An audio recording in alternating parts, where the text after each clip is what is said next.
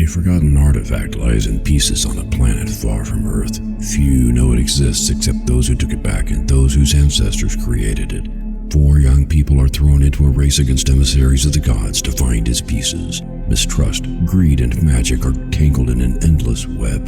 What will the fate be of the universe once it is found and reassembled? Get Scepter of the Gods, The Rod of Truth now on Amazon, and get wrapped up in the saga that will not let you go.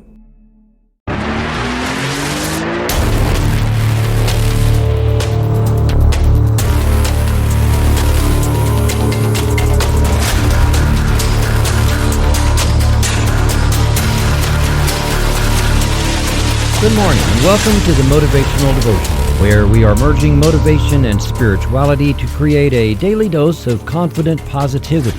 I hope that this morning's podcast will help you to be more spiritually and positively motivated so that you can transform your day. Good morning to you, and thank you for joining me today at the Motivational Devotional. I am Mark the Writer, and today is the 8th episode of our series, 50 Ways to Love Your Soul. As I share 50 different ways for you to be your own best Valentine, I hope you are finding a handful of things that work great in helping you grow into who you want to be. Not that I am the ultimate expert on these, but I have found all 50 of these to be very helpful for my own journey through this lifetime. If you know anyone who could use some encouragement in setting goals and taking life by the tail, then this is it. Share this podcast or share the blog version from motivational-devotional.com if they would prefer to read it. So, do you love where you live? Do you feel at peace there and safe? Is it a space where you decompress and renew? Is home the place where you can go for that? There should be at least one place in your home where you can have all that, even if the rest of it is in chaos. I remember the days of small children running around our home, and we lived in a pretty tight space. There wasn't even a corner of a room that I felt I could use as that personal space for safety, decompression, and renewal.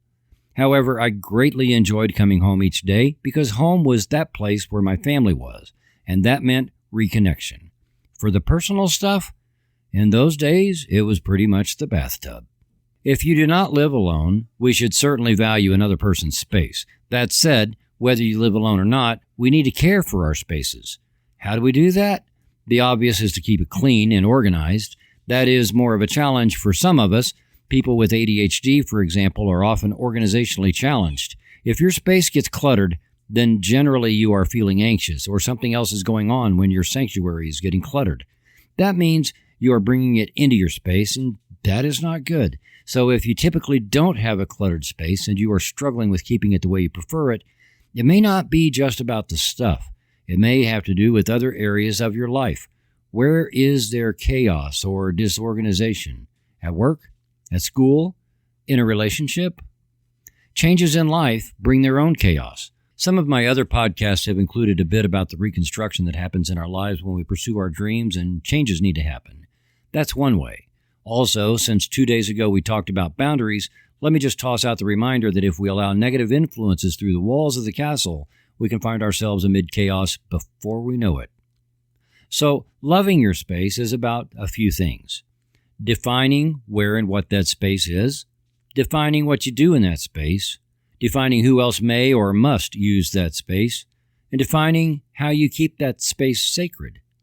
No matter what the particulars are of your living situation, strive to define at least one space that you can say is a space you can love and love the way you choose.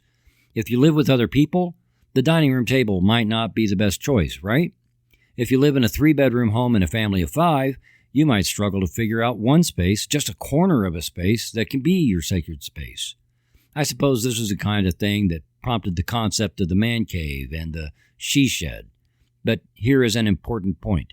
Even if you have to share all of the spaces, you can probably work out with other people how to keep one space sacred for everyone and define what can and cannot happen in that space. If you live alone, the process is far simpler. Let me also say, as we were talking about loving your space, that we should have a broader understanding of space on another level. Think of it more on a spiritual level, where your space is not a physical space in a house, but rather it is the space surrounding you. It is the space between your ears. It is the space in which you work at your workplace. And it is a space you occupy as you go about your day. Having any negative feelings against any of those spaces is destructive to the process of pursuing your lifelong dream. Why? Well, because regardless of where you are there. Any effort you make toward your dreams and your goals has to be done within the space that you occupy. Maybe your daily work is part of your goals and your lifelong dream, which is the perfect scenario, so the space where you do that must be a space you love. If you hate that space, the work you do there will not go far toward accomplishing your goals. So please remember, no matter where you are or what you are doing, love that space. Let's rephrase an old Crosby, Stills, and Nash song and say, if you can't be in the space you love the space you're in. Be mindful of your space, whether it is a space immediately around you or a space you are recreating into your perfect space.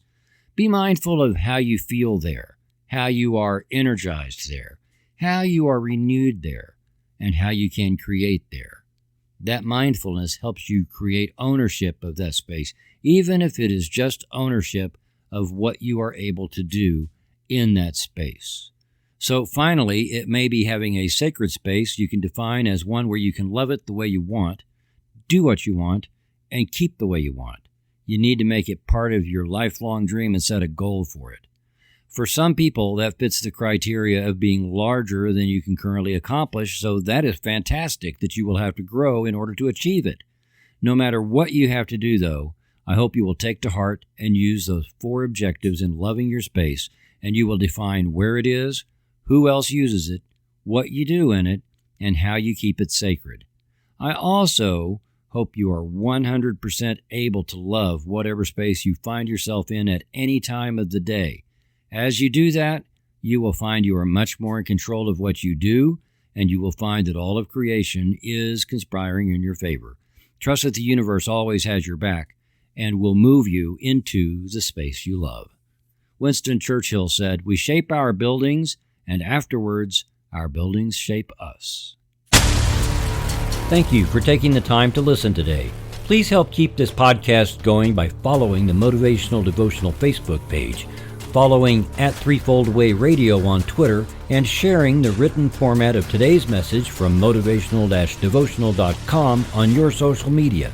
I am deeply grateful for your support, and thank you for letting Motivational Devotional be part of your journey. Peace out. See you tomorrow.